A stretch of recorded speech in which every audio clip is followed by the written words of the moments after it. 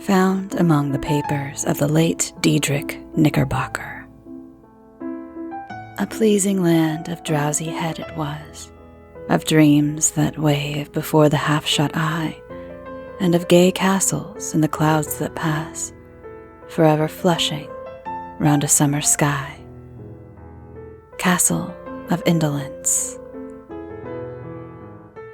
In the bosom of one of those spacious coves which indent the eastern shore of the Hudson, at that broad expansion of the river denominated by the ancient Dutch navigators the Tappan Zee, and where they always prudently shortened sail and implored the protection of St. Nicholas when they crossed, there lies a small market town or rural port, which by some is called Greensburg, but which is more generally and properly known by the name of Tarrytown. The name was given, we are told, in former days by the good housewives of the adjacent county, from the inveterate propensity of their husbands to linger about the village tavern on market days. Be that as it may, I do not vouch for the fact, but merely advert to it, for the sake of being precise and authentic. Not far from this village, perhaps about 2 miles, there is a little valley, or rather, lap of land among the high hills, which is one of the quietest places in the whole world. A small brook glides through it, with just a murmur enough to lull one to repose, and the occasional whistle of a quail or tapping of a woodpecker is almost the only sound that ever breaks in upon the uniform tranquility. I recollect that, when a stripling, my first exploit in squirrel shooting was in a grove of tall walnut trees that shades one side of the valley. I had wandered into it at noontime, when all nature is peculiarly quiet, and was startled by the roar of my own gun as it broke the Sabbath stillness around and was prolonged and reverberated by the angry echoes. If ever I should wish for a retreat, whither I might steal from the world and its distractions, and dream quietly away the remnant of a troubled life, I know of none more promising than this little valley. From the listless repose of the place, and the peculiar character of its inhabitants, who are descendants from the original Dutch settlers, this sequestered glen has long been known by the name of Sleepy Hollow, and its rustic lads are called the Sleepy Hollow Boys throughout all the neighboring country. A drowsy, dreamy influence seems to hang over the land, and to pervade the very atmosphere. Some say that the place was bewitched by a high German doctor during the early days of the settlement. Certain it is, the place still continues under the sway of some witching power that holds a spell over the minds of the good people, causing them to walk in a continual reverie. They are given to all kinds of marvelous beliefs, are subject to trances and visions, and frequently see strange sights, and hear music and voices in the air. The whole neighborhood abounds with local tales, haunted spots, and twilight superstitions.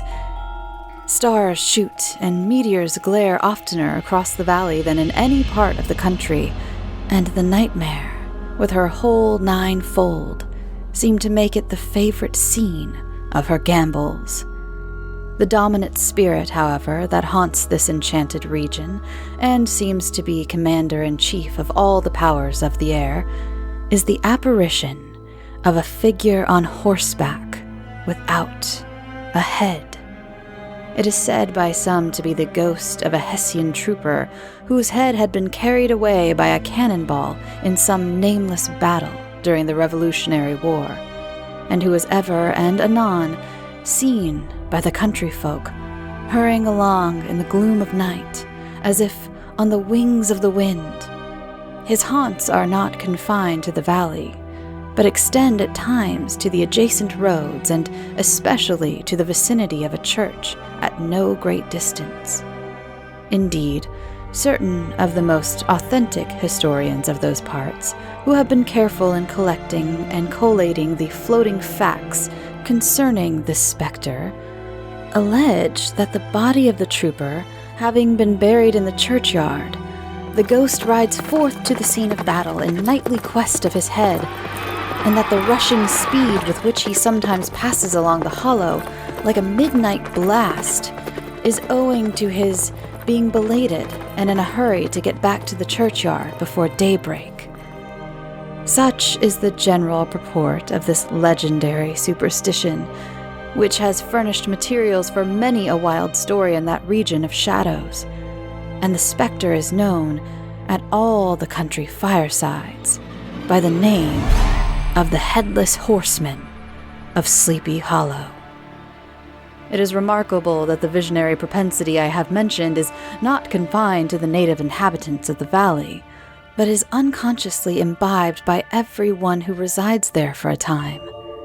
However wide awake they may have been before they entered that sleepy region, they are sure, in a little while, to inhale the witching influence of the air and begin to grow imaginative, to dream dreams and see apparitions. I mention this peaceful spot with all possible laud, for it is in such little retired Dutch valleys, found here and there embosomed in the great state of New York, the population, manners, and customs remain fixed, while the great torrent of migration and improvement, which is making such incessant changes in other parts of this restless country, sweeps by them, unobserved. They are like those little nooks of still water which border a rapid stream, where we may see the straw and bubble riding quietly at anchor, or slowly revolving in their mimic harbor, undisturbed by the rush of the passing current. Though many years have elapsed since I trod the drowsy shades of Sleepy Hollow, yet I question whether I should not still find the same trees and the same families vegetating in its sheltered bosom. In this by-place of nature, there abode, in a remote period of American history, that is to say, some 30 years since, a worthy wight of the name of Ichabod Crane, who sojourned, or as he expressed it, tarried, in Sleepy Hollow for the purpose of instructing the children of the vicinity. He was a native of Connecticut, a state which supplies the Union with pioneers for the mind as well as for the forest, and sends forth yearly its legions of frontier woodsmen and country schoolmasters. The cognomen of Crane was not inapplicable to this person. He was tall, but exceedingly lank, with narrow shoulders, long arms and legs, hands that dangled a mile out of his sleeves, feet that might have served for shovels, and his whole frame most loosely hung together. His head was small and flat at top, with huge ears, large green glassy eyes, and a long snipe nose, so that it looked like a weathercock perched upon his spindle neck to tell which way the wind blew. To see him striding along the profile of a hill on a windy day, with his clothes bagging and fluttering about him, one might have mistaken him for the genius of famine descending upon the earth, or some scarecrow eloped from a cornfield. His schoolhouse was a low building of one large room, rudely constructed of logs, the windows partially glazed and partly patched with leaves of old copybooks. It was mostly ingeniously secured at vacant hours by a withe twisted in the handle of the door, and stakes set against the window shutters, so that, though a thief might get in with perfect ease, he would find some embarrassment in getting out, an idea most probably borrowed by the architect Jost van Houten from the mystery of an eel pot. The schoolhouse stood in a rather lonely but pleasant situation, just at the foot of a woody hill, with a brook running close by, and a formidable birch tree growing at one end of it. From hence the low murmur of his pupils' voices, conning over their lessons, might be heard in a drowsy summer's day, like the hum of a beehive, interrupted now and then by the authoritative voice of the master, in the tone of menace or command, or peradventure by the appalling sound of the birch, as he urged some tardy loiterer along the flowery path of knowledge. Truth to say, he was a conscientious man, and ever bore in mind the golden maxim, spare the rod and spoil the child. Ichabod Crane's scholars certainly were not spoiled. I would not have imagined it, however, that he was one of those cruel potentates of the school who joy in the smart of their subjects. On the contrary, he administered justice with discrimination rather than severity, taking the burden off the backs of the weak and laying it on those of the strong. Your mere puny stripling that winced at the least flourish of the rod was passed by with indulgence, but the claims of justice were satisfied by inflicting a double portion on some little tough, wrong-headed, broad-skirted Dutch urchin who sulked and swelled and grew dogged and sullen beneath the birch.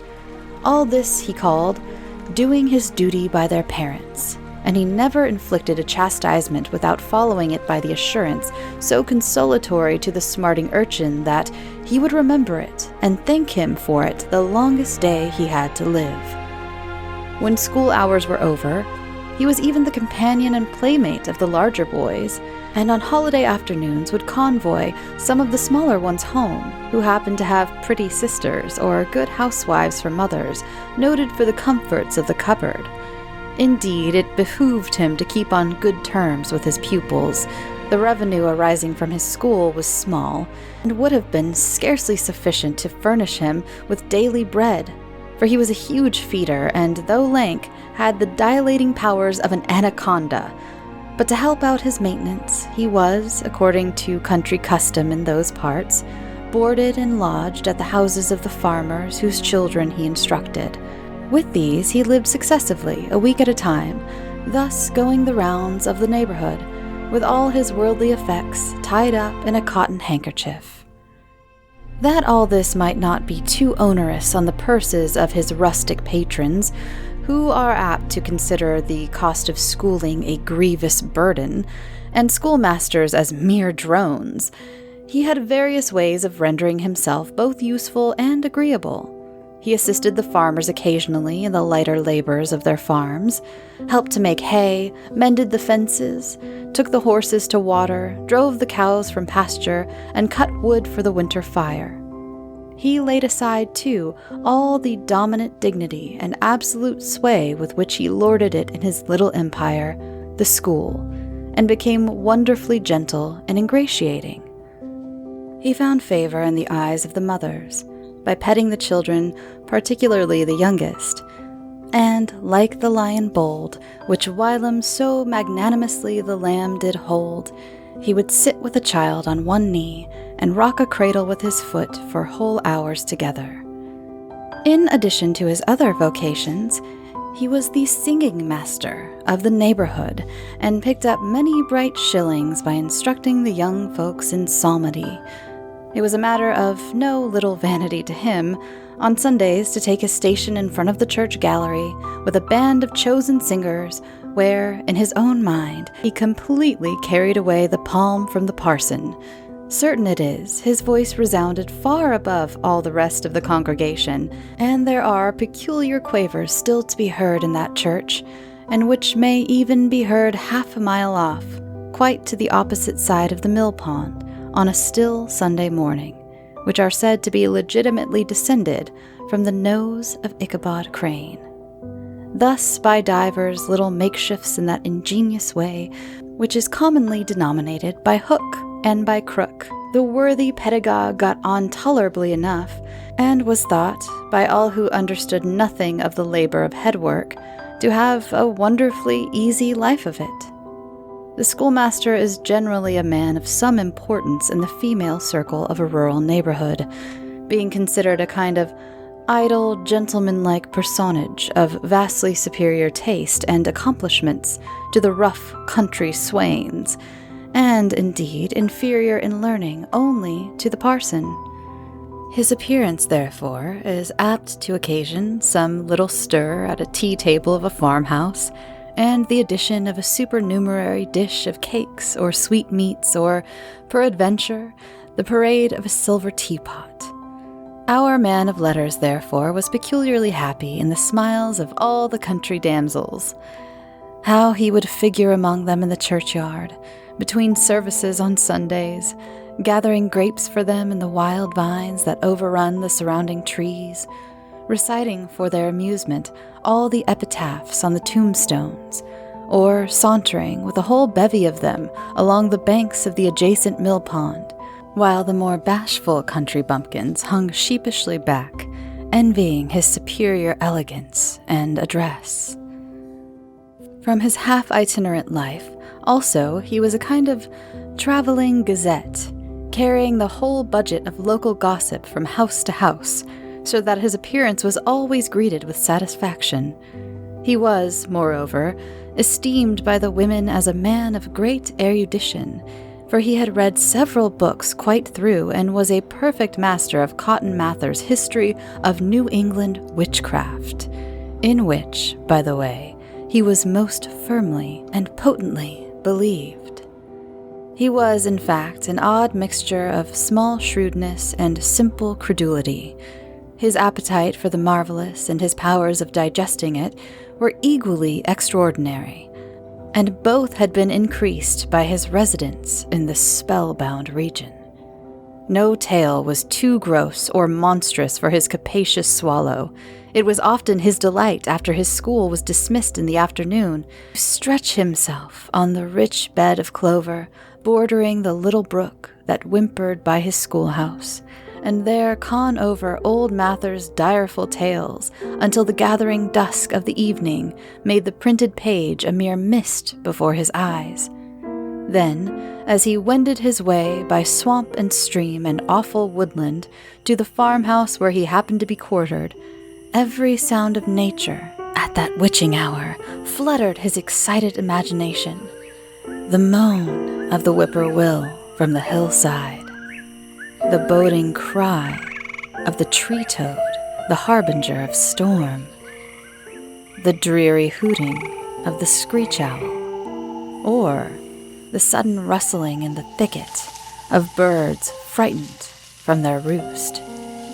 The fireflies, too, which sparkled most vividly in the darkest places, now and then startled him, as one of uncommon brightness would stream across his path, and if, by chance, a huge blockhead of a beetle came winging his blundering flight against him, the poor varlet was ready to give up the ghost with the idea that he was struck with a witch's token. His only resource on such occasions, either to drown thought or drive away evil spirits, was to sing psalm tunes, and the good people of Sleepy Hollow, as they sat by their doors of an evening, were often filled with awe at hearing his nasal melody, in-linked sweetness long drawn out, floating from the distant hill or along the dusky road. Another of his sources of fearful pleasure was to pass long winter evenings with the old Dutch wives as they sat spinning by the fire, with a row of apples roasting and spluttering along the hearth, and listened to their marvelous tales of ghosts and goblins and haunted fields and haunted brooks and haunted bridges and haunted houses, and particularly of the headless horseman, or galloping Hessian of the Hollow, as they sometimes called him. He would delight them equally by his anecdotes of witchcraft and of the direful omens and portentous sights and sounds in the air which prevailed in the earlier times of Connecticut, and would frighten them woefully with speculations upon comets and shooting stars, and with the alarming fact that the world did absolutely turn round, and they were half the time topsy-turvy. But there was a pleasure in all this, while snugly cuddling in the chimney corner of a chamber that was all of a ruddy glow from the crackling wood fire, and where, of course, no spectre dared to show his face. It was dearly purchased by the terrors of his subsequent walk homewards. What fearful shapes and shadows beset his path amidst the dim and ghastly glare of a snowy night! With what wistful look did he eye every trembling ray of light streaming across the waste fields from some distant window? How often was he appalled by some shrub covered with snow, which, like a sheeted spectre, beset his very path? How often did he shrink with curdling awe at the sound of his own steps on the frosty crust beneath his feet, and dread to look over his shoulder, lest he should behold some uncouth being tramping close behind him, and how often was he thrown into complete dismay by some rushing blast howling among the trees in the idea that it was the galloping Hessian on one of his nightly scourings.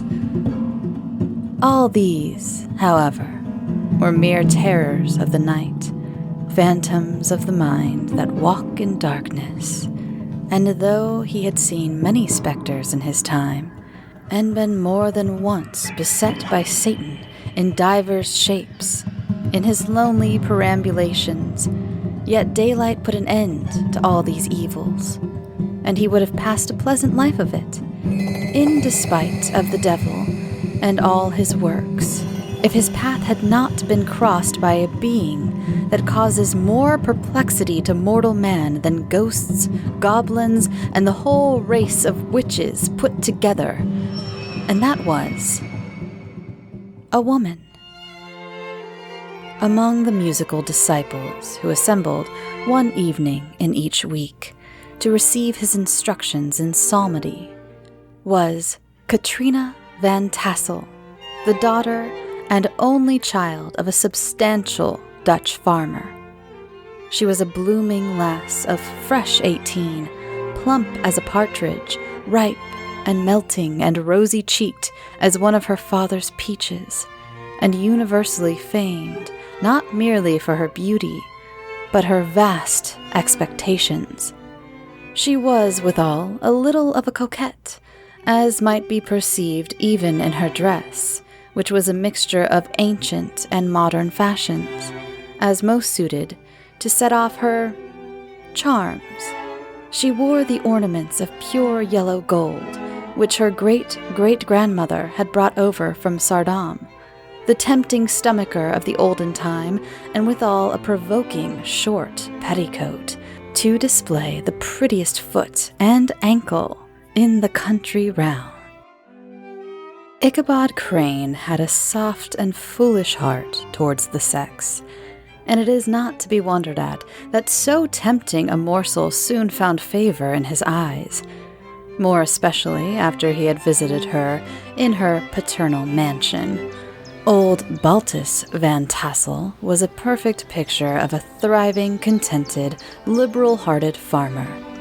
He seldom, it is true, sent either his eyes or his thoughts beyond the boundaries of his own farm, but within those, everything was snug, happy, and well-conditioned.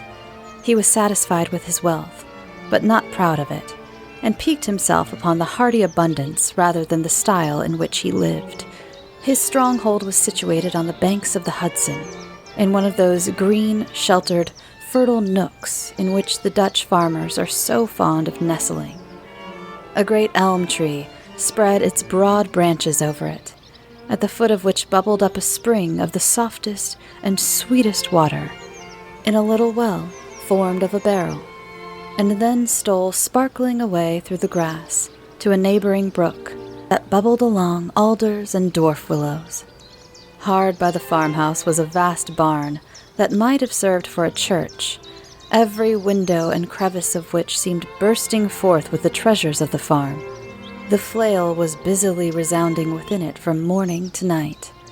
Swallows and martins skimmed twittering about the eaves, and rows of pigeons, some with one eye turned up as if watching the weather, some with their heads under their wings or buried in their bosoms, and others swelling and cooing and bowing about their dames, were enjoying the sunshine on the roof.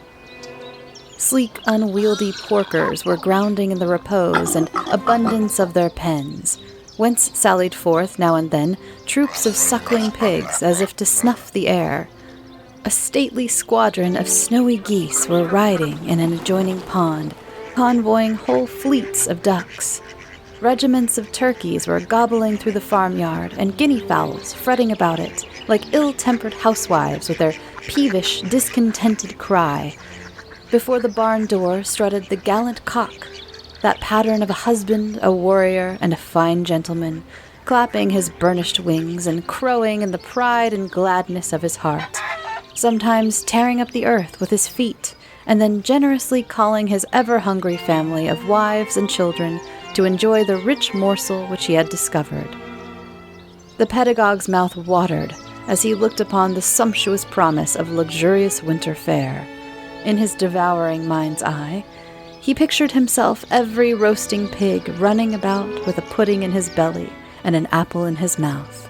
The pigeons were snugly put to bed in a comfortable pie and tucked in with a coverlet of crust.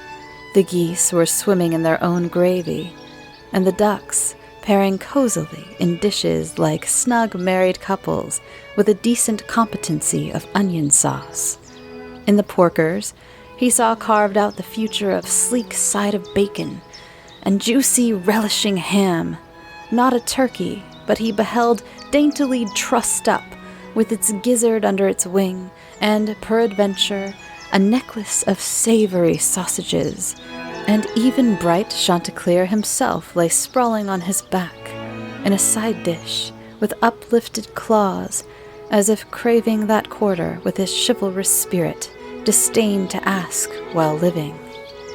As the enraptured Ichabod fancied all this, and as he rolled his great green eyes over the fat meadowlands, the rich fields of wheat, of rye, of buckwheat and Indian corn, and the orchards burthened with ruddy fruit, which surrounded the warm tenement of Van Tassel, his heart yearned after the damsel who was to inherit these domains, and his imagination expanded with the idea how they might be readily turned into cash, and the money invested in immense tracts of wild land and shingle palaces in the wilderness.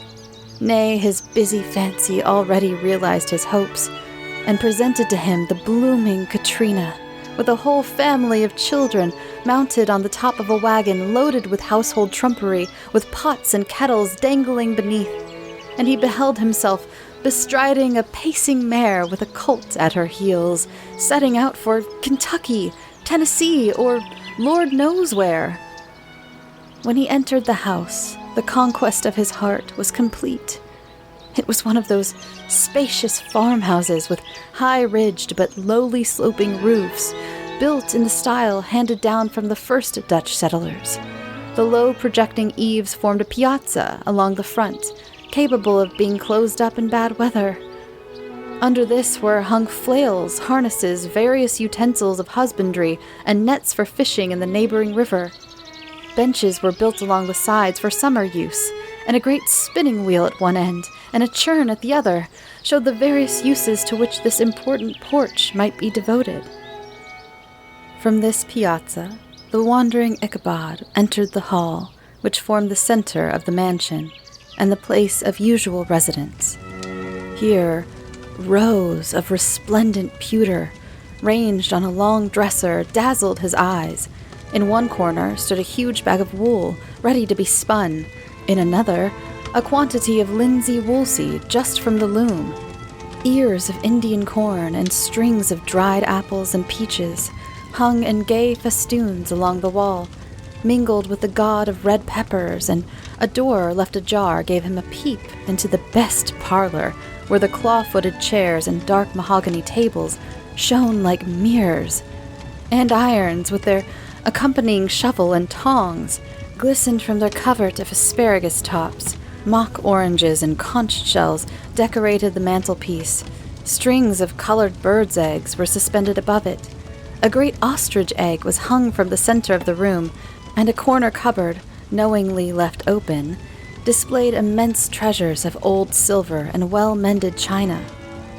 From the moment Ichabod laid his eyes upon these regions of delight, the peace of his mind was at an end, and his only study was how to gain the affections of the peerless daughter of Van Tassel. In this enterprise, however, he had more real difficulties than generally fell to the lot of a knight-errant of yore, who seldom had anything but giants, enchanters, fiery dragons, and such like easily conquered adversaries to contend with, and had to make his way merely through gates of iron and brass and walls of adamant to the castle keep, where the lady of his heart was confined, all which he achieved as easily as a man would carve his way to the center of a Christmas pie, and then the lady gave him her hand as a matter of course. Ichabod, on the contrary, had to win his way to the heart of a country coquette, beset with a labyrinth of whims and caprices which were forever presenting new difficulties and impediments, and he had to encounter a host of fearful adversaries of real flesh and blood, the numerous rustic admirers who beset every portal to her heart, keeping a watchful and angry eye upon each other, but ready to fly out in the common cause against any new competitor. Among these, the most formidable was a burly, roaring, roistering blade of the name of Abraham, or, according to the Dutch abbreviation, Brom van Brunt, the hero of the country round, which rang with his feats of strength and hardihood. He was broad-shouldered and double-jointed, with short, curly black hair, and a bluff, but not an unpleasant countenance, having a mingled air of fun and arrogance. From his Herculean frame and great powers of limb, he had received the nickname of Brom Bones, by which he was universally known. He was famed for great knowledge and skill in horsemanship, being as dexterous on horseback as a Tartar. He was foremost at all races and cockfights, and with the ascendancy which bodily strength always acquires in rustic life, was the umpire in all disputes, setting his hat on one side and giving his decisions with an air and tone admitting of no gainsay or appeal. He was always ready for either a fight or a frolic, but had more mischief than ill will in his composition, and with all his overbearing roughness, there was a strong dash of waggish good humor at bottom. He had 3 or 4 boon companions who regarded him as their model, and at the head of whom he scoured the country, attending every scene of feud or merriment for miles round. In cold weather, he was distinguished by a fur cap, surmounted with a flaunting fox's tail, and when the folks at a country gathering descried this well-known crest at a distance, whisking about among a squad of hard riders, they always stood by for a squall. Sometimes his crew would be heard dashing along past the farmhouses at midnight, with whoop and halloo like a troop of dawn cassocks, and the old dames, startled out of their sleep, would listen for a moment till the hurry-scurry had clattered by, and then exclaim, "Aye, there goes Brom Bones and his gang." The neighbors looked upon him with a mixture of awe, admiration, and goodwill, and when any madcap prank or rustic brawl occurred in the vicinity, always shook their heads and warranted Brom Bones was at the bottom of it. This rantipole hero had for some time singled out the blooming Katrina for the object of his uncouth gallantries, and though his amorous toyings were something like the gentle caresses and endearments of a bear, yet it was whispered that she did not altogether discourage his hopes. Certain it is, his advances were signals for rival candidates to retire, who felt no inclination to cross a lion in his amours, insomuch that when his horse was seen tied to Van Tassel's paling on a Sunday night, a sure sign that his master was courting, or, as it is termed, sparking, within, all other suitors passed by in despair and carried the war into other quarters. Such was the formidable rival with whom Ichabod Crane had to contend, and considering all things, a stouter man than he would have shrunk from the competition, and a wiser man would have despaired. He had, however, a happy mixture of pliability and perseverance in his nature. He was in form and spirit like a supple jack, yielding but tough. Though he bent, he never broke, and though he bowed beneath the slightest pressure, yet the moment it was away, jerk, he was as erect and carried his head as high as ever.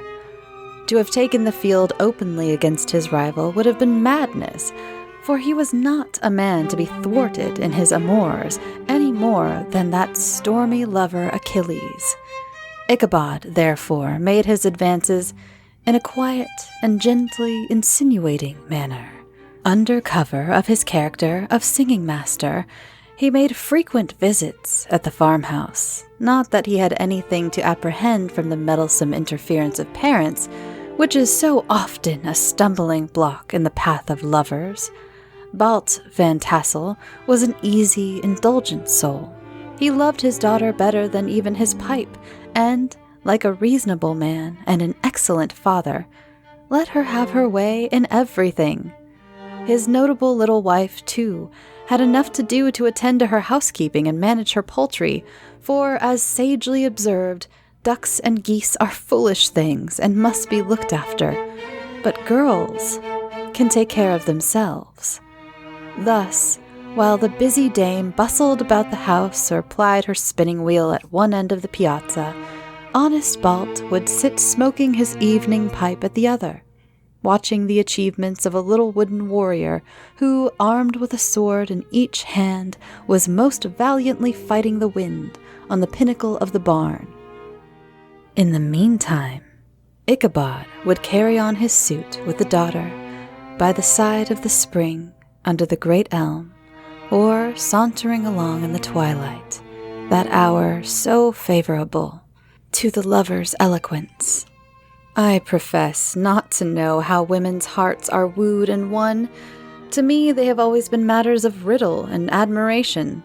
Some seem to have but one vulnerable point or door of access, while others have 1,000 avenues and may be captured in 1,000 different ways.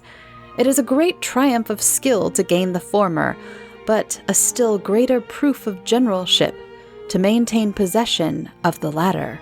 For the man must battle for his fortress at every door and window.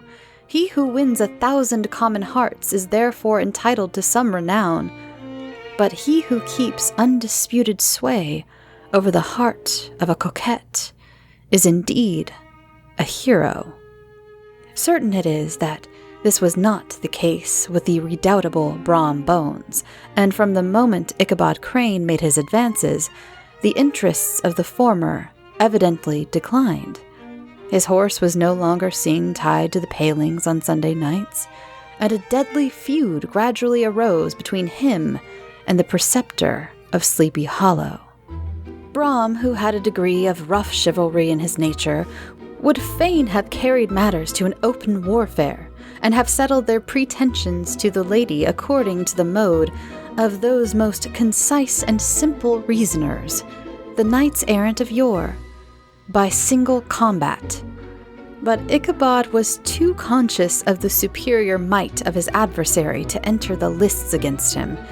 He had overheard a boast of Bones that he would double the schoolmaster up and lay him on the shelf of his own schoolhouse, and he was too wary to give him an opportunity.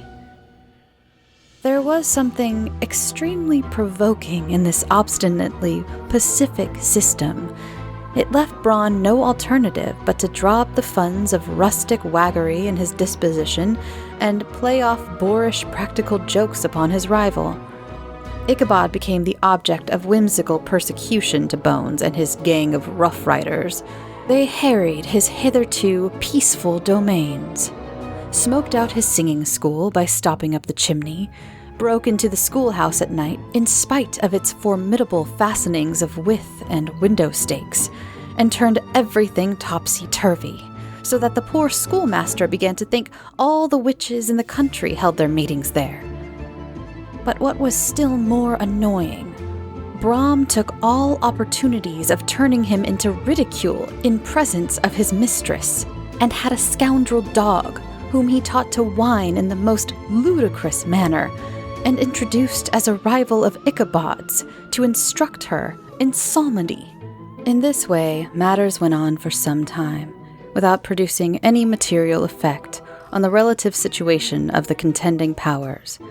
On a fine autumnal afternoon, Ichabod, in a pensive mood, sat enthroned on the lofty stool from whence he usually watched all the concerns of his little literary realm. In his hand he swayed a ferule, that scepter of despotic power. The birch of justice reposed on 3 nails behind the throne, a constant terror to evildoers. While on the desk before him he might be seen sundry contraband articles and prohibited weapons detected upon the persons of idle urchins, such as half-munched apples, pop-guns, whirligigs, fly-cages, and whole legions of rampant little paper gamecocks. Apparently, there had been some appalling act of justice recently inflicted, for his scholars were all busily intent upon their books, or slyly whispering behind them, with one eye kept on the master, and a kind of buzzing stillness reigned throughout the schoolroom. It was suddenly interrupted by the appearance of a man in a tow-cloth jacket and trousers, a round-crowned fragment of a hat, like the cap of a Mercury, and mounted on the back of a ragged, wild, half-broken colt, which he managed with a rope by way of halter.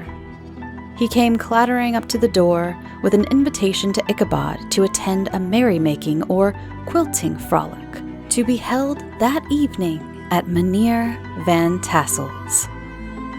All was now bustle and hubbub in the late, quiet schoolroom. The scholars were hurried through their lessons without stopping at trifles. Those who were nimble skipped over half with impunity, and those who were tardy had a smart application now and then in the rear to quicken their speed or to help them over a tall word. Books were flung aside without being put away on the shelves, inkstands were overturned, benches thrown down, and the whole school was turned loose an hour before the usual time, bursting forth like a legion of young imps, yelping and racketing about the green in joy at their early emancipation. The gallant Ichabod now spent at least half an hour in his toilet, brushing and furbishing up his best and indeed only suit of rusty black, and arranging his locks by a bit of broken looking-glass that hung up in the schoolhouse, that he might make his appearance before his mistress in the true style of a cavalier. He borrowed a horse from the farmer with which he was domiciliated, a choleric old Dutchman of the name of Hans van Ripper, and thus, gallantly mounted, issued forth like a knight-errant in quest of adventures. But it is meet I should, in the true spirit of romantic story, give some account of the looks and equipments of my hero and his steed. The animal he bestrode was a broken-down plough horse, and had outlived almost everything but his viciousness. He was gaunt and shagged, with a ewe neck and a head like a hammer. His rusty mane and tail were tangled and knotted with burrs. One eye had lost its pupil, and was glaring and spectral, but the other had the gleam of a genuine devil in it. Still, he must have had fire and metal in his day if we may judge from the name he bore of Gunpowder. He had, in fact, been a favorite steed of his master's, the choleric Von Ripper, who was a furious rider and had infused, very probably, some of his own spirit into the animal. For old and broken down as he looked, there was more of the lurking devil in him than in any young filly in the country. Ichabod was a suitable figure for such a steed. He rode with short stirrups, which brought his knees nearly up to the pommel of his saddle. His sharp elbows stuck out like grasshoppers. He carried his whip perpendicularly in his hand like a scepter, and his horse jogged on. The motion of his arms was not unlike the flapping of a pair of wings. A small wool hat rested on top of his nose, for so his scanty strip of forehead might be called, and the skirts of his black coat fluttered out almost to the horse's tail. Such was the appearance of Ichabod and his steed as they shambled out of the gate of Hans van Ripper, and it was altogether such an apparition as is seldom to be met within broad daylight. It was, as I have said, a fine autumnal day. The sky was clear and serene. Nature wore that rich and golden livery which we always associate with the idea of abundance. The forests had put on their sober brown and yellow, while some trees of the tenderer kind had been nipped by the frosts into brilliant dyes of orange, purple, and scarlet.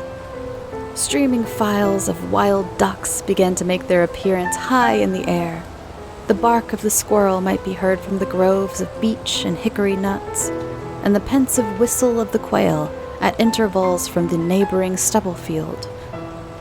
The small birds were taking their farewell banquets. In the fullness of their revelry, they fluttered, chirping and frolicking from bush to bush and tree to tree, capricious from the very profusion and variety around them. There was the honest cock-robin, the favorite game of stripling sportsmen, with its loud, querulous note, and the twittering blackbirds, flying in sable clouds, and the golden-winged woodpecker, with his crimson chest, his broad black gorget, and his splendid plumage, and the cedar bird, with its red-tipped wings and yellow-tipped tail, and its little Montero cap of feathers, and the blue jay, the noisy coxcomb, in his gay light blue coat with white underclothes, screaming and chattering, nodding and bobbing and bowing, and pretending to be on good terms with every songster of the grove. As Ichabod jogged slowly on his way, his eye, ever open to every symptom of culinary abundance, ranged with delight over the treasures of the jolly autumn. On all sides he beheld vast store of apples, some hanging in oppressive opulence on the trees, some gathered into baskets and barrels for the market, others heaped up in rich piles for the cider press. Farther on, he beheld great fields of Indian corn, with its golden ears peeping from their leafy coverts, and holding out the promise of cakes and hasty pudding, and the yellow pumpkins lying beneath them, turning up their fair round bellies to the sun and giving ample prospects of the most luxurious of pies. And anon, he passed the fragrant buckwheat fields, breathing the odor of the beehive, and as he beheld them, soft anticipation stole over his mind of dainty slapjacks, well buttered and garnished with honey or treacle by the delicate little dimpled hand of Katrina Van Tassel. Thus feeding his mind with many sweet thoughts and sugared suppositions, he journeyed along the sides of the range of hills which looked out upon some of the goodliest scenes of the mighty Hudson. The sun gradually wheeled his broad disk down into the west. The wide bosom of the Tappan Zee lay motionless and glassy, except that here and there a gentle undulation waved and prolonged the blue shadow of the distant mountain. A few amber clouds floated in the sky, without a breath of air to move them. The horizon was of a fine golden tint, changing gradually into a pure apple green, and from that into the deep blue of the mid-heaven.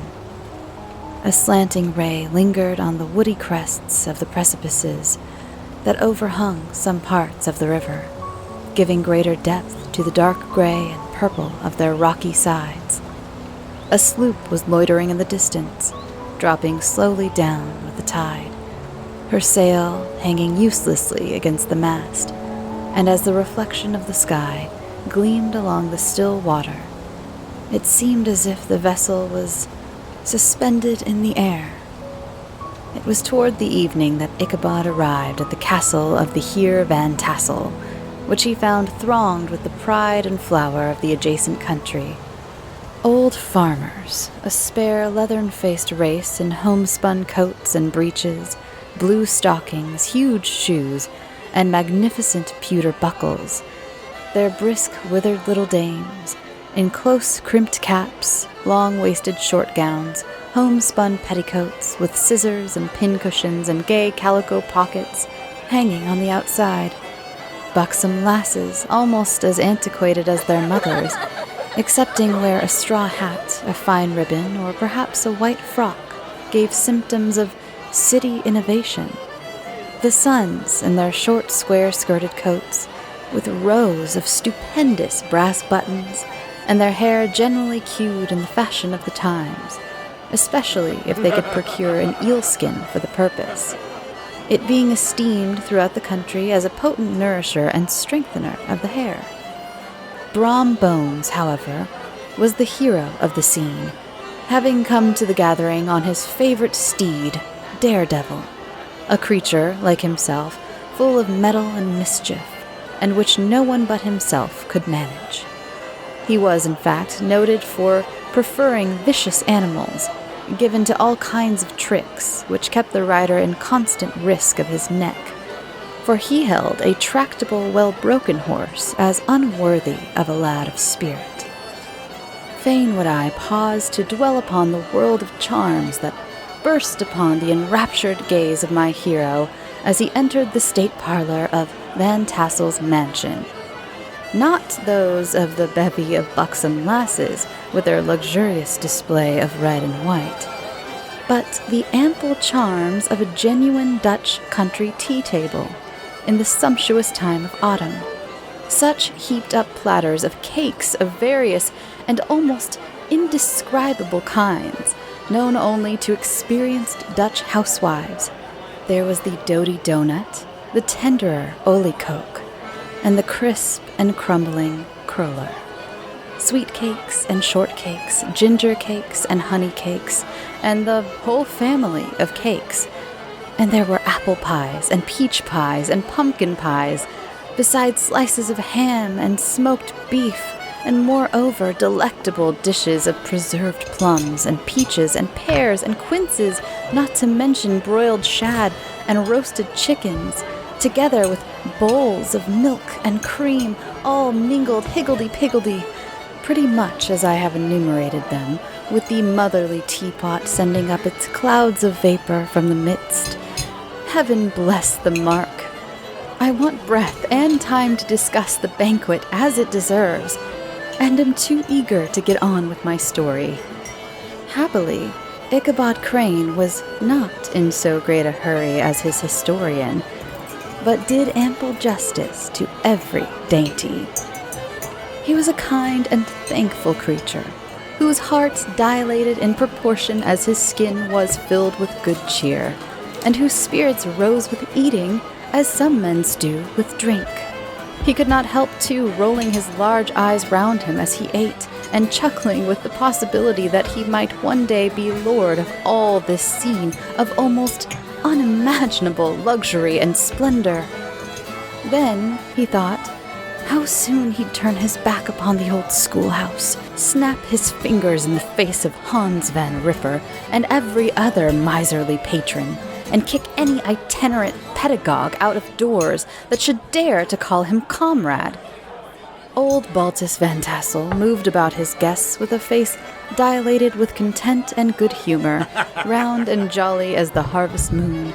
His hospitable attentions were brief but expressive, being confined to a shake of the hand, a slap on the shoulder, a loud laugh, and a pressing invitation to fall to and help themselves. And now, the sound of the music from the common room, or a hall, summoned to the dance. The musician was an old gray-headed man who had been the itinerant orchestra of the neighborhood for more than half of a century. His instrument was as old and battered as himself. The greater part of the time, he scraped on 2 or 3 strings, accompanying every movement of the bow with a motion of the head, bowing almost to the ground and stamping his foot whenever a fresh couple were to start. Ichabod prided himself upon his dancing as much as upon his vocal powers. Not a limb, not a fiber about him was idle, and to have seen his loosely hung frame in full motion and clattering about the room, you would have thought St. Vitus himself, the blessed patron of the dance, was figuring before you in person. The lady of his heart was his partner in the dance, and smiling graciously in reply to all his amorous oglings, while Brom Bones, sorely smitten with love and jealousy, sat brooding by himself in one corner. When the dance was at an end, Ichabod was attracted to a knot of the sager folks who, with old Van Tassel, sat smoking at one end of the piazza, gossiping over former times and drawing out long stories about the war. This neighborhood, at the time of which I am speaking, was one of those highly favored places which abound with chronicle and great men. The British and American line had run near it during the war. It had, therefore, been the scene of marauding and infested with refugees, cowboys, and all kinds of border chivalry. Just sufficient time had elapsed to enable each storyteller to dress up his tale with a little becoming fiction, and, in the indistinctness of his recollection, to make himself the hero of every exploit. There was the story of de Few Martling, a large blue-bearded Dutchman who had nearly taken a British frigate with an old iron 9-pounder from a mud breastwork, only that his gun burst at the 6th discharge. And there was an old gentleman who shall be nameless, being too rich a mynheer to be lightly mentioned, who, in the Battle of White Plains, being an excellent master of defense, parried a musket ball with a small sword, insomuch that he absolutely felt it whiz round the blade and glance off at the hilt, in proof of which he was ready at any time to show the sword, with the hilt a little bent. There were several more that had been equally great in the field, not one of whom but was persuaded that he had a considerable hand in bringing the war to a happy termination. But all these were nothing to the tales of ghosts and apparitions that succeeded. The neighborhood is rich in legendary treasures of the kind. Local tales and superstitions thrive best in these sheltered, long-settled retreats, but are trampled underfoot by the shifting throng that forms the population of most of our country places. Besides, there is no encouragement for ghosts in most of our villages, for they have scarcely had time to finish their first nap and turn themselves in their graves before their surviving friends have traveled away from the neighborhood. So that when they turn out at night and walk their rounds, they have no acquaintance left to call upon.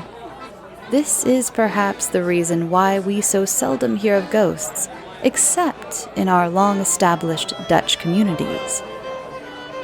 The immediate cause, however, of the prevalence of supernatural stories in these parts was doubtless owing to the vicinity of Sleepy Hollow. There was a contagion in the very air that blew from the haunted region. It breathed forth an atmosphere of dreams and fancies, infecting all the land. Several of the Sleepy Hollow people were present at Van Tassel's, and as usual, were doling out their wild and wonderful legends. Many dismal tales were told about funeral trains and mourning cries and wailings heard and seen about the great tree where the unfortunate Major Andre was taken, and which stood in the neighborhood. Some mention was made also of the woman in white that haunted the dark glen at Raven Rock, and was often heard to shriek on winter nights before a storm, having perished there in the snow. The chief part of the stories, however, turned upon the favorite specter of Sleepy Hollow, the Headless Horseman, who had been heard several times of late patrolling the country, and, it was said, tethered his horse nightly among the graves in the churchyard.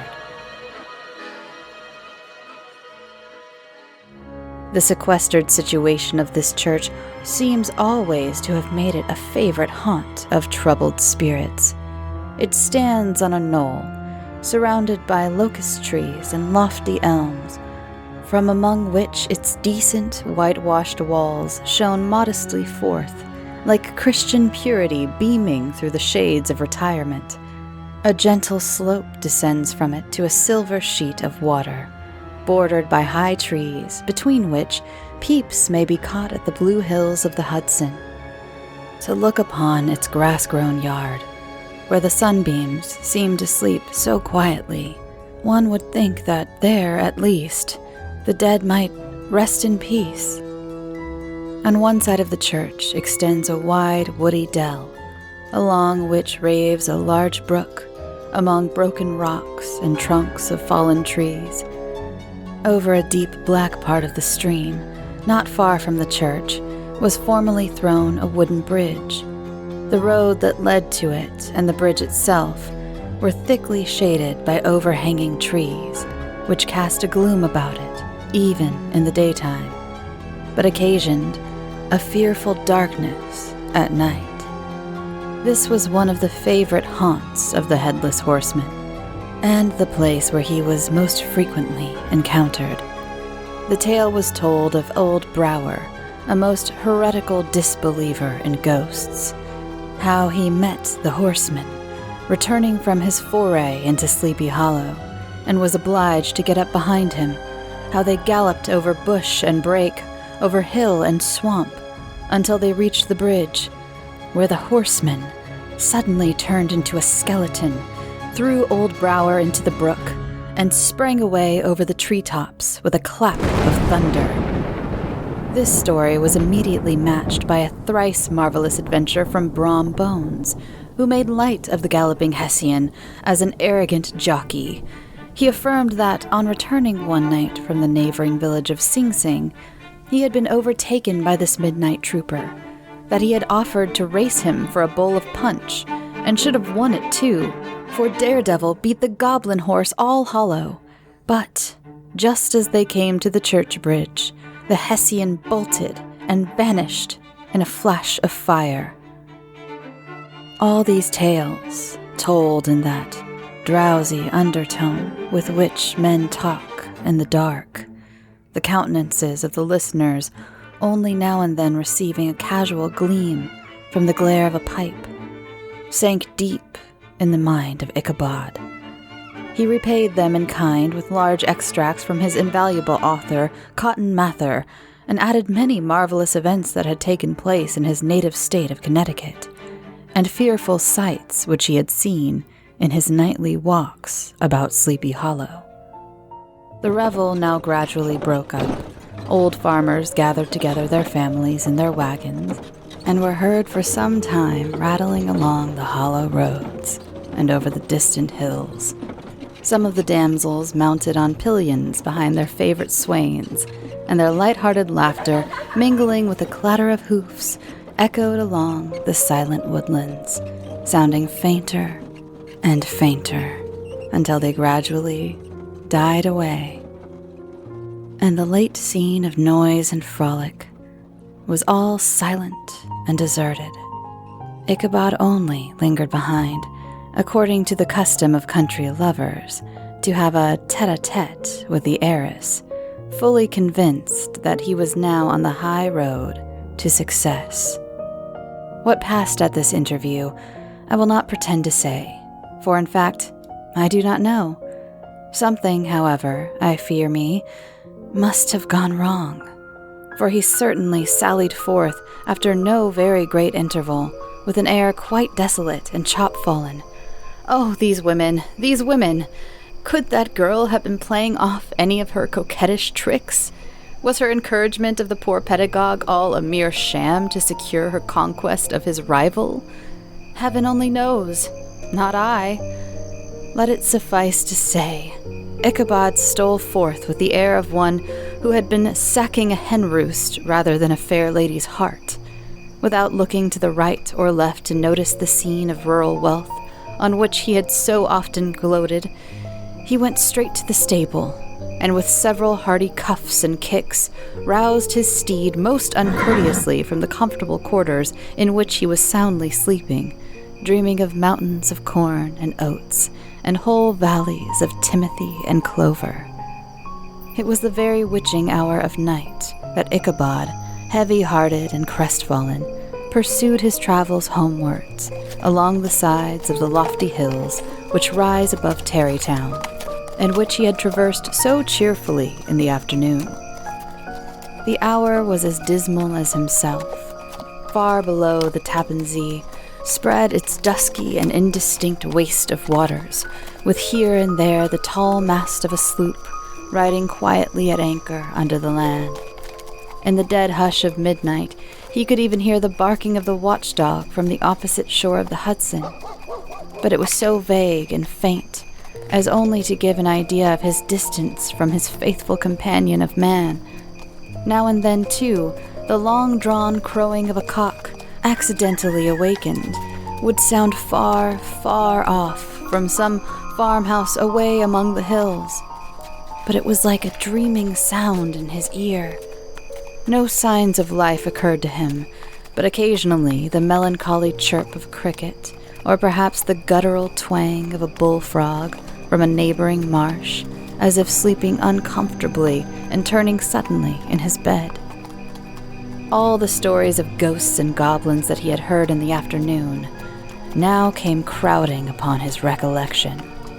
The night grew darker and darker. The stars seemed to sink deeper in the sky, and driving clouds occasionally hid them from his sight. He had never felt so lonely and dismal. He was, moreover, approaching the very place where many of the scenes of the ghost stories had been laid. In the center of the road stood an enormous tulip tree, which towered like a giant above all other trees of the neighborhood and formed a kind of landmark. Its limbs were gnarled and fantastic, large enough to form trunks for ordinary trees, twisting down almost to the earth and rising again into the air. It was connected with the tragical story of the unfortunate Andre, who had been taken prisoner hard by, and was universally known by the name of Major Andre's Tree.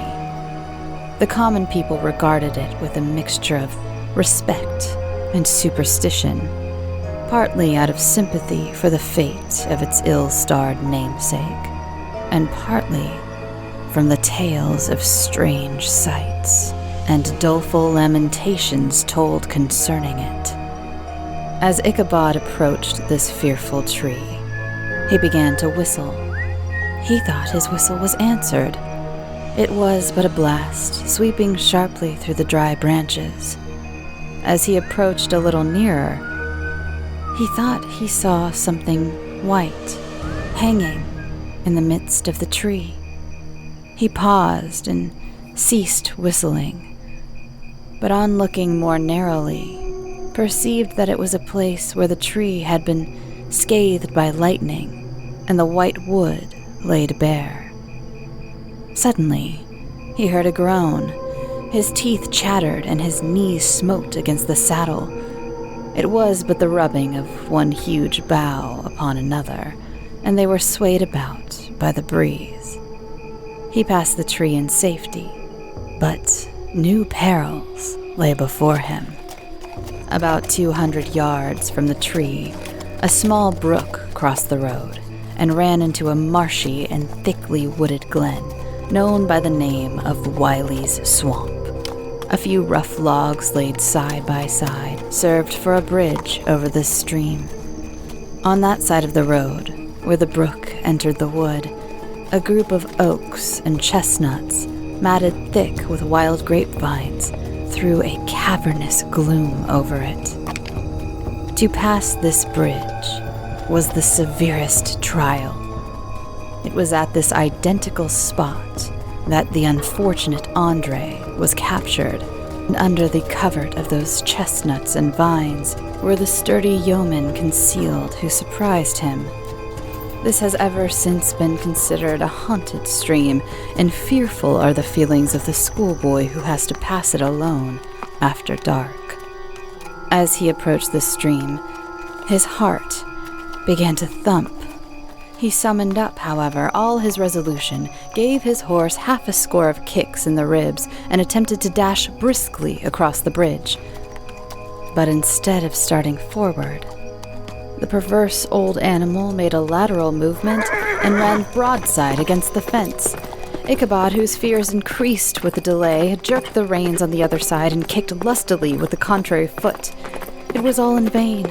His steed started, it is true, but it was only to plunge into the opposite side of the road, into a thicket of brambles and alder bushes.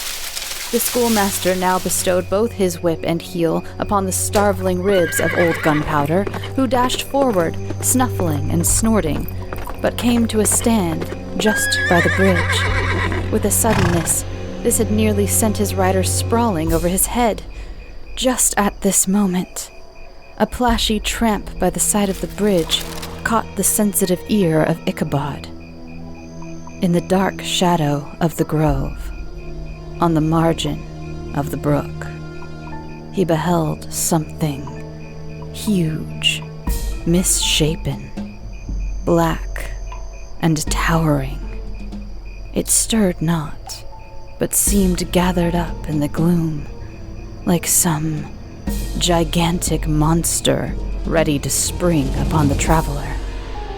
The hair of the affrighted pedagogue rose up on his head with terror. What was to be done? To turn and fly was now too late, and besides, what chance was there of escaping ghost or goblin, if such it was, which could ride upon the wings of the wind? Summoning up, therefore, a show of courage, he demanded in stammering accents, "Who are you?" He received no reply. He repeated his demand in a still more agitated voice. Still, there was no answer. Once more he cudgeled the sides of the inflexible gunpowder, and, shutting his eyes, broke forth with involuntary fervor into a psalm tune. Just then, the shadowy object of alarm put itself in motion and, with a scramble and a bound, stood at once in the middle of the road.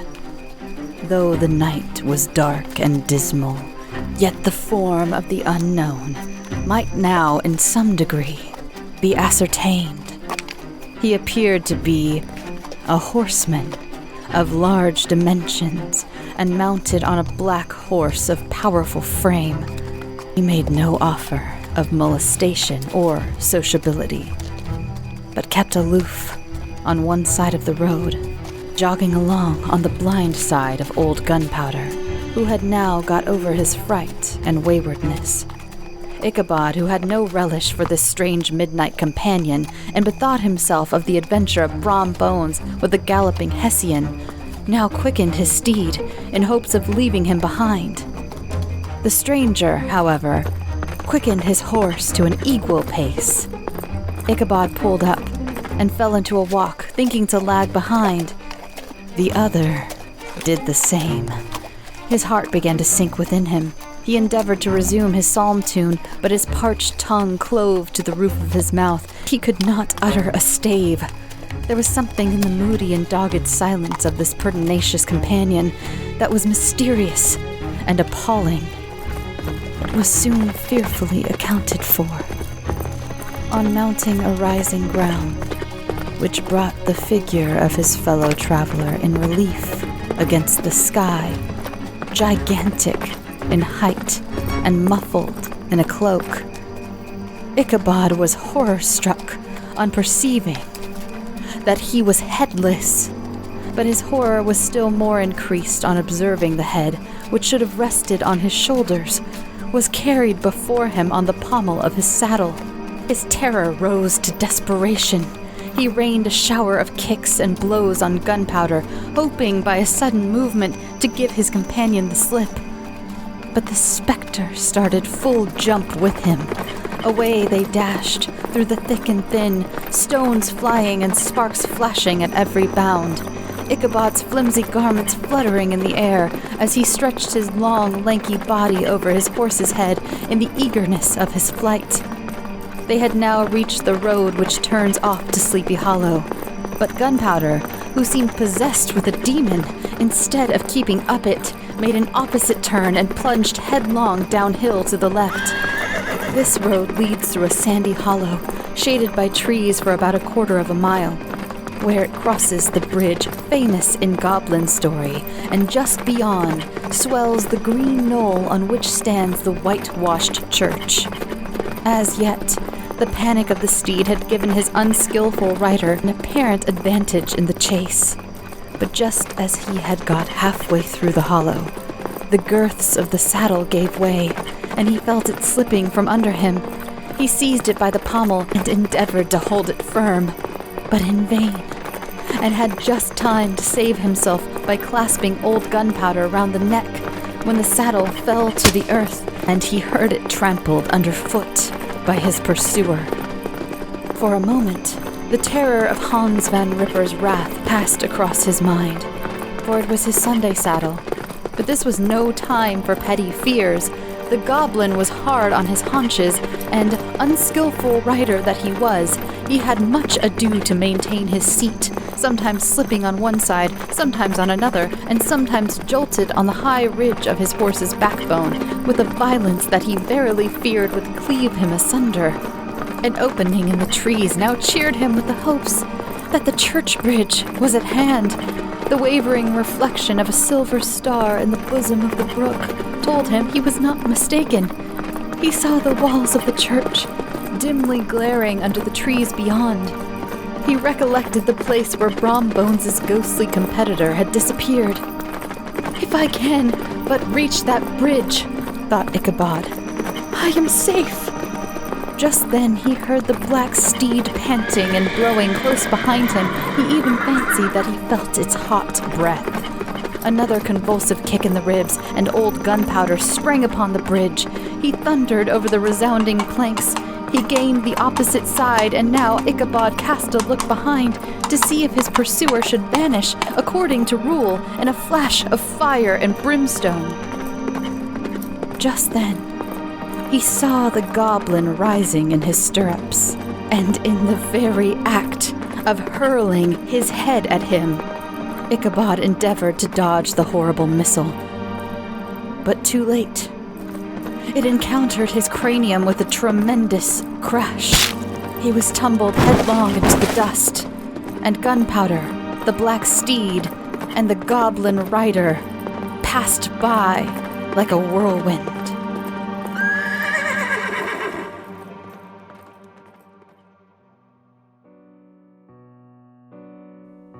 The next morning, the old horse was found without his saddle and with the bridle under his feet, soberly cropping the grass at his master's gate.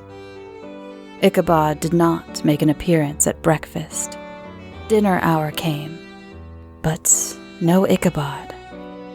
The boys assembled at the schoolhouse and strolled idly about the banks of the brook, but no schoolmaster.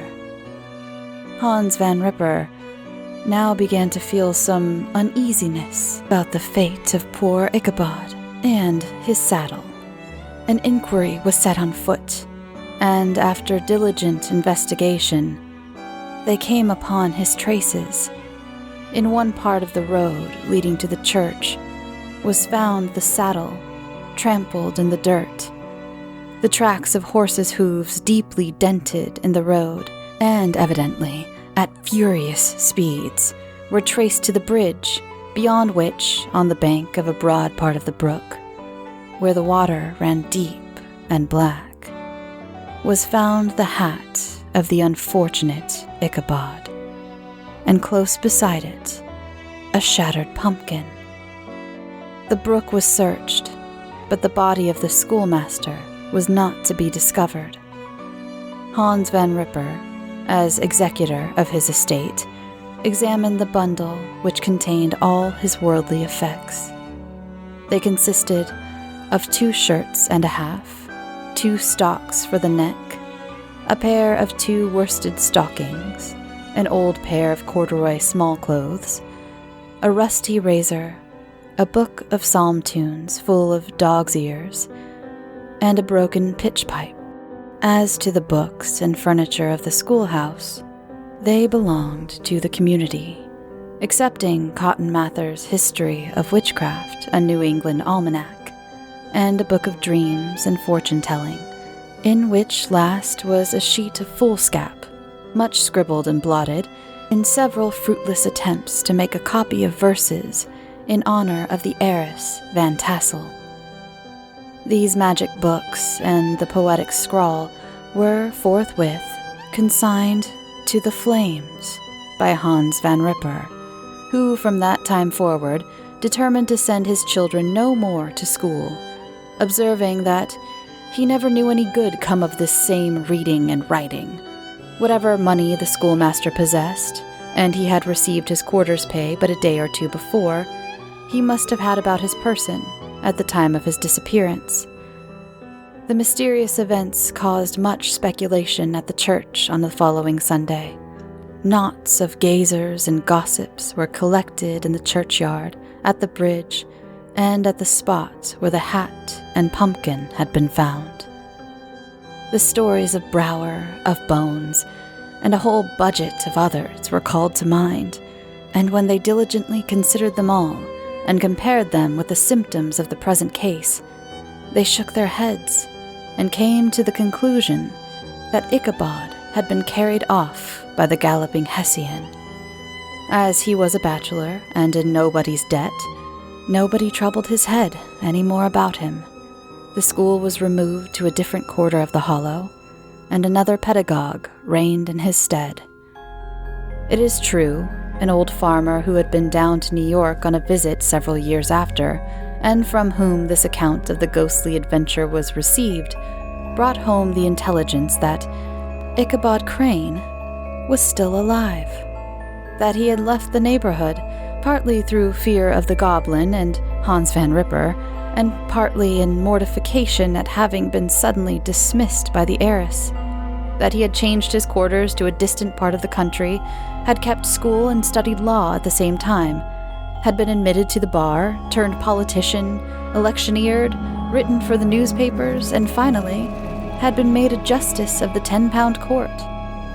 Brom Bones, too, who, shortly after his rival's disappearance, conducted the blooming Katrina in triumph to the altar, was observed to look exceedingly knowing whenever the story of Ichabod was related, and always burst into a hearty laugh at the mention of the pumpkin, which led some to suspect that he knew more about the matter than he chose to tell.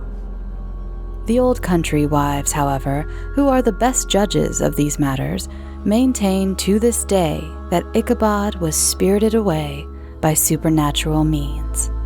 And it is a favorite story often told about the neighborhood round the winter evening fire. The bridge became more than ever an object of superstitious awe, and that may be the reason why the road has been altered of late years, so as to approach the church by the border of the mill pond.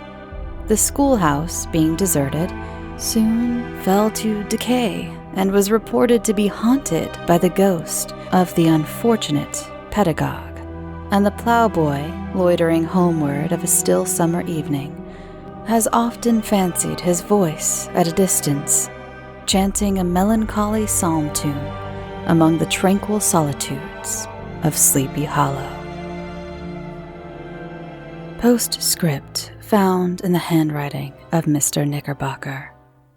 The preceding tale is given almost in the precise words in which I heard it related at a corporation meeting of the ancient city of Manhattos, at which were present many of its sagest and most illustrious burghers. The narrator was a pleasant, shabby, gentlemanly old fellow in pepper and salt clothes, with a sadly humorous face, and one whom I strongly suspected of being poor. He made such efforts to be entertaining.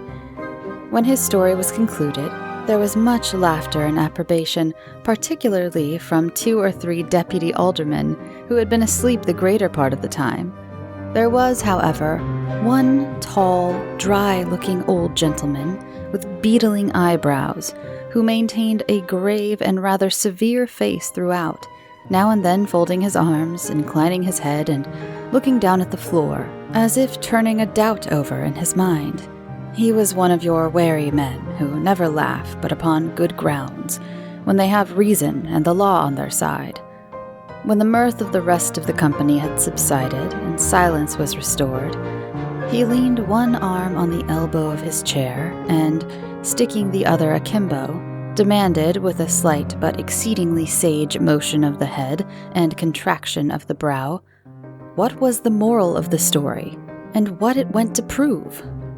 The storyteller, who was just putting a glass of wine to his lips as a refreshment after his toils, paused for a moment, looked at his inquirer with an air of infinite deference, and, lowering the glass slowly to the table, observed that the story was intended most logically to prove that there is no situation in life but has its advantages and pleasures, provided we will but take a joke as we find it.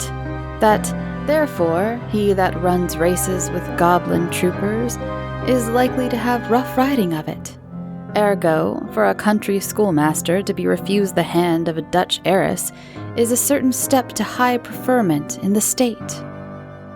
The cautious old gentleman knit his brows tenfold closer after this explanation, being sorely puzzled by the ratiocination of the syllogism, while, methought, the one in the pepper and salt eyed him with something of a triumphant leer. At length he observed that all this was very well, but still he thought the story a little on the extravagant. There were 1 or 2 points on which he had his doubts. "Faith, sir," replied the storyteller, "as to that matter, I don't believe one half of it myself."